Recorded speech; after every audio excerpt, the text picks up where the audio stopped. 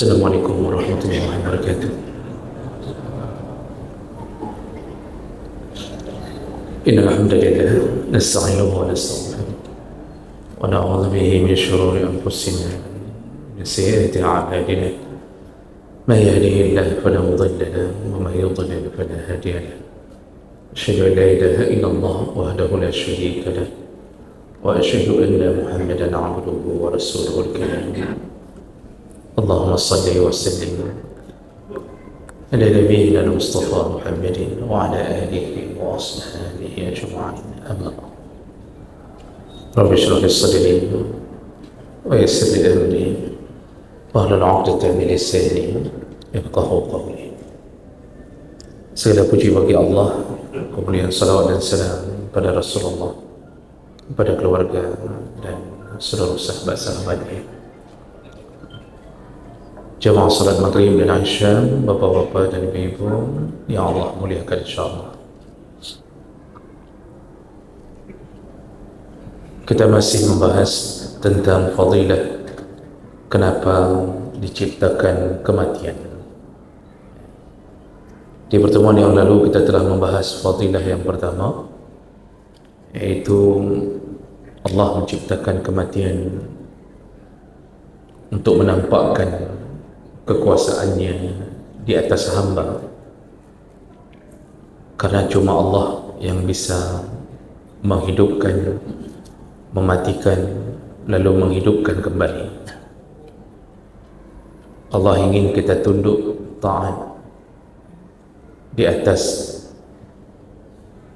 apa yang kita tak bisa lakukan. Jadi ini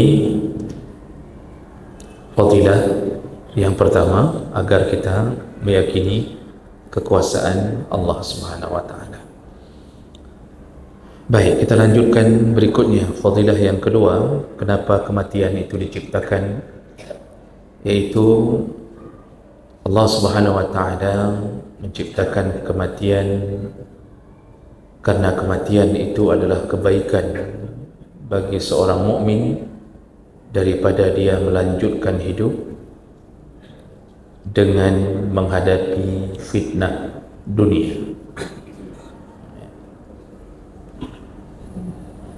Jadi ada kalanya seorang mukmin tidak menyadari bahwa Allah sengaja mematikannya agar dia tidak menghadapi fitnah di dunia yang tak habis-habisnya, sehingga Allah memutuskan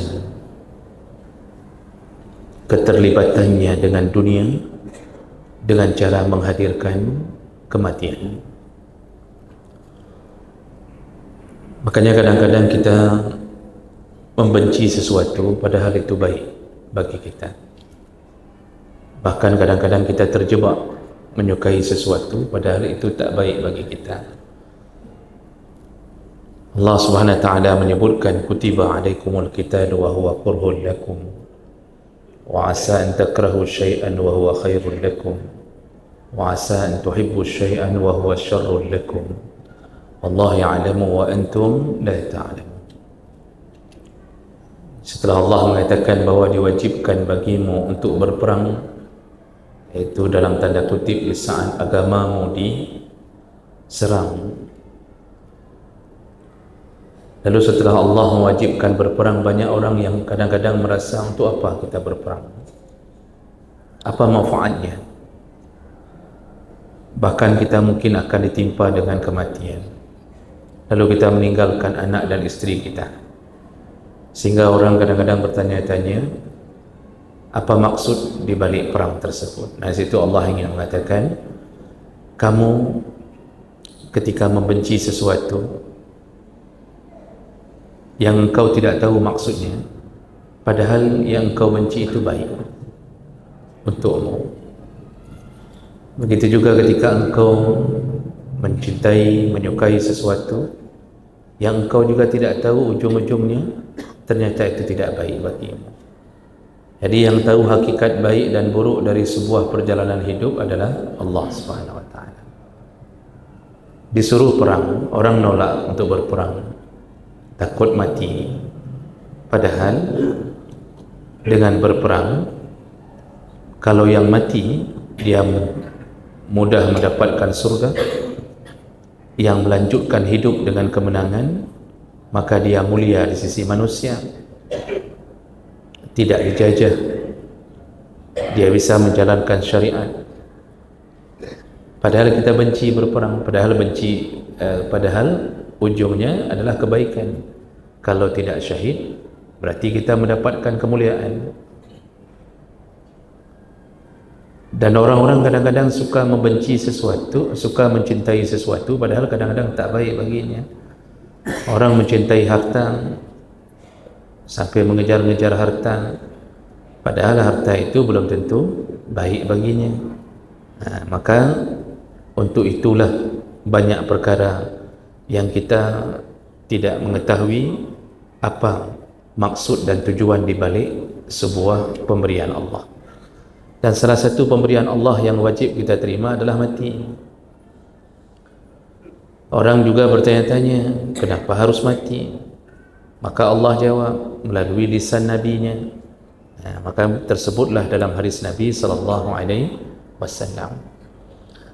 Hadis riwayat Ahmad dengan derajat yang sahih dari Mahmud bin Labid anna Nabi SAW qala, Rasulullah berkata, isnatani yakrahuhuma ibnu Adam, ada dua perkara yang dibenci oleh anak Adam. Jadi Nabi memulai kalimah dengan mengatakan ada dua perkara yang dibenci oleh anak Adam. Apa dia? Yang pertama, al-maut. Anak Adam itu benci mati.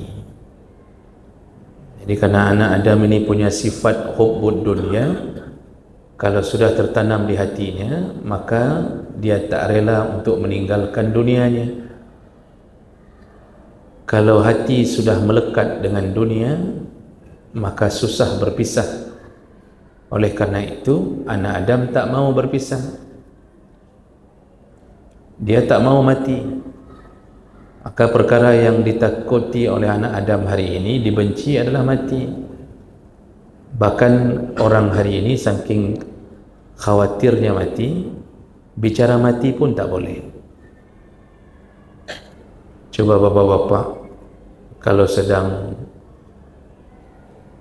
wisata, pergi wisata, kemanalah, misal ke tempat yang indah lah, lalu kemudian salah seorang berkata, ini kalau kita mati ini gimana nih hari ini, maka langsung didiamkan oleh orang lain. Orang lain mengatakan, baik kau pegang mati, ini kita sedang rekreasi nih, jangan bicara-bicara mati. Ibu-ibu kalau sedang berkumpul untuk tarik julu-julu, itu kalau ada yang bicara mati, misal ada yang mengatakan bahwa ini kita tarik julu-julu ini kalau sebelum kita tarik atau habis kita tarik lalu mati kayak mana, langsung di stop sama semua orang, di stop sama teman-teman searisan, mengatakan udah tarik aja, tak usah bicara-bicara mati. Semuanya mengatakan hush, jangan bicara mati. Jadi orang takut, orang khawatir, tak mau kematian menghampirinya. Maka oleh karena itulah Rasulullah mengatakan anak Adam itu tak suka mati. Maka hari ini tak ada yang bercita-cita mati. Ketika kita tanya apa cita-citanya, ingin mati, tak ada. Yang ada apa? Ingin jadi pilot, ingin jadi dosen. Padahal pilot mati, dosen mati. Ingin kerja di mana? Semua disebutkan. Tapi tidak ada yang bercita-cita ingin mati. Semua mencoba melupakan kematian. Lalu Nabi membuka rahasia. Anak Adam benci mati. Wal mautu khairun lil mu'min. Nah, di sini Nabi mengatakan, padahal mati itu baik bagi seorang mukmin. Mati itu baik bagi seorang mukmin. Maka judul kita fadilah adalah fadilah kedua, Allah ciptakan kematian karena itu kebaikan yang diberi Allah untuk seorang mukmin. Kenapa mati itu menjadi baik bagi seorang mukmin? Rasulullah menyambung, dia baik daripada minal fitnah, daripada menyambung hidup dengan penuh fitnah. Tentu perkara pertama ini, ketika Nabi menyebut lebih baik daripada fitnah, maka seseorang harus mengetahui apa itu fitnah. Allah menyebutkan kalimat fitnah dalam Al-Quran itu dalam beberapa tempat.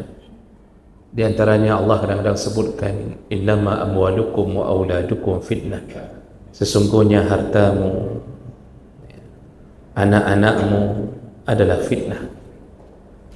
Ini fitnah dalam bahasa Melayu itu sudah berbeda makna dengan yang dimaksud dengan bahasa Arab. Orang kita menyebut fitnah, pasti yang dimaksud dalam bahasa Indonesia adalah memberikan informasi yang tidak sesuai. Itu disebut fitnah. Maka keluarlah kalimat, kamu memfitnah saya. Jadi kamu memberikan informasi yang tidak sesuai fakta. Itu fitnah dalam bahasa Melayu, dalam bahasa Indonesia.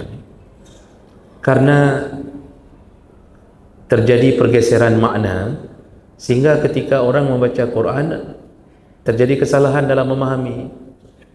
Maka yang sering sekali terjadi kesalahan ketika menyebutkan fitnah lebih kejam daripada pembunuhan. Jadi misal ada orang memfitnah saya, mengatakan yang tidak sesuai dengan fakta, dibilang orang bahwa saya kurus, kan fitnah. Lalu saya bilang, kamu memfitnah saya. Fitnah itu lebih kejam daripada pembunuhan. Gimana cara fitnah lebih kejam daripada pembunuhan? Fitnah itu hanya pembunuhan karakter.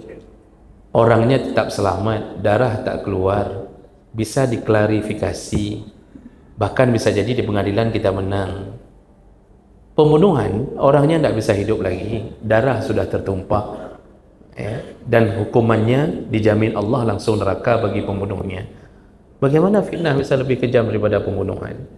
Ini akibat memaknakan bahasa Indonesia ke bahasa Arab, sehingga salah menafsirkan.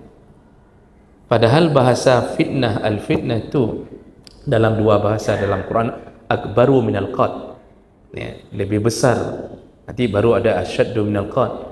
Itu maksudnya dalam urusan perang. Jadi fitnah yang dimaksud dalam Al-Quran adalah fitnah ujian. Jadi bukan fitnah memberi fakta, memberi informasi tidak sesuai fakta. Ketika Allah menyebutkan kalimat fitnah dalam Al-Quran, itu maksudnya ujian. Jadi bahasa al-fitnah lebih kejam daripada pembunuhan dalam Al-Quran, maksudnya kalau engkau tidak mau mengangkat senjatamu, engkau tidak mau mati syahid, tidak mau berperang membela agamamu, maka fitnah akan lebih kejam dan lebih dahsyat, lebih besar resikonya daripada pembunuhan. Maksudnya, kalau dibunuh engkau mati syahid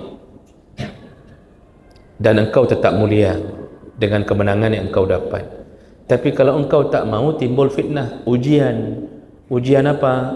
Negara dikuasai oleh kafir, kemudian anak istri dimiliki oleh kafir, lalu kemudian akidah semua dimurtadkan, lalu kemudian kita akan dijadikan budak. Hilang Islam di tanah Andalusia.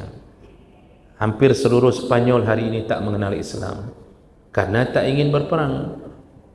Kalau seandainya hari ini Palestin pindah dari tanah Gaza, pindah dari tanah Palestin, maka dikuasai oleh Israel sepenuhnya, terjadilah fitnah, ujian. Apa ujiannya? Besar sekali, Pak. Orang-orang Islam di sana bisa dimurtadkan, lalu kemudian Masjid Al-Aqsa akan menjadi milik Yahudi sepenuhnya. Banyak fitnah, itu ujian. Jadi bukan fitnah yang kita maksud dalam bahasa Indonesia. Makanya kita kembali, Nabi menyebutkan Allah mengirimmu kematian itu lebih baik untukmu daripada engkau melanjutkan hidup dengan fitnah. Fitnah apa? Fitnah dunia,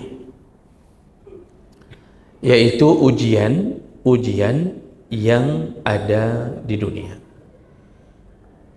Nah, ujian yang di dunia itu apa saja? Semua yang membuat nafsu tertarik untuk menuju kepadanya itu adalah fitnah.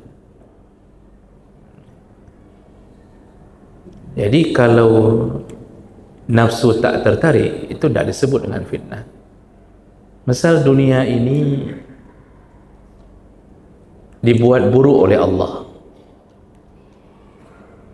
jadi dibuat tak menarik sama sekali. Lalu kita tidak berminat untuk melanjutkan hidup di dunia. Semua kita akhirnya kesimpulan, alah keput trik-trik Tuhan, itu apa lama-lama kali di sini, bagus kita mati aja. Seandainya kita tidak dapat fitnah dunia, kita miskin, kita cacat, kita sakit Pak, tidak ada kelebihan apapun, tidak ada yang membuat indah dunia. Ya, tidak ada rerumputan, tidak ada sungai, tidak ada perempuan yang cantik-cantik, semua perempuan jelek semuanya Pak. Ya, semua gila semuanya. Tak ada bangunan, tak ada tempat-tempat taman wisata, tak ada uang tak mengalir, gaji tak ada. Apakah kita tertarik sama dunia? Tidak ada. Maka semua kita akan berkesimpulan apa? Bagus mati aja. Jadi itu bukan fitnah. Fitnah itu sesuatu yang menarik nafsu, dan itu semuanya Allah buat di dunia. Maka salah satu kalimat tadi yang disebutkan Allah adalah, di antara fitnah-fitnah dunia adalah amwalukum wa auladukum, hartamu, anakmu, keluargamu. Nanti dihiasi dengan syahwat.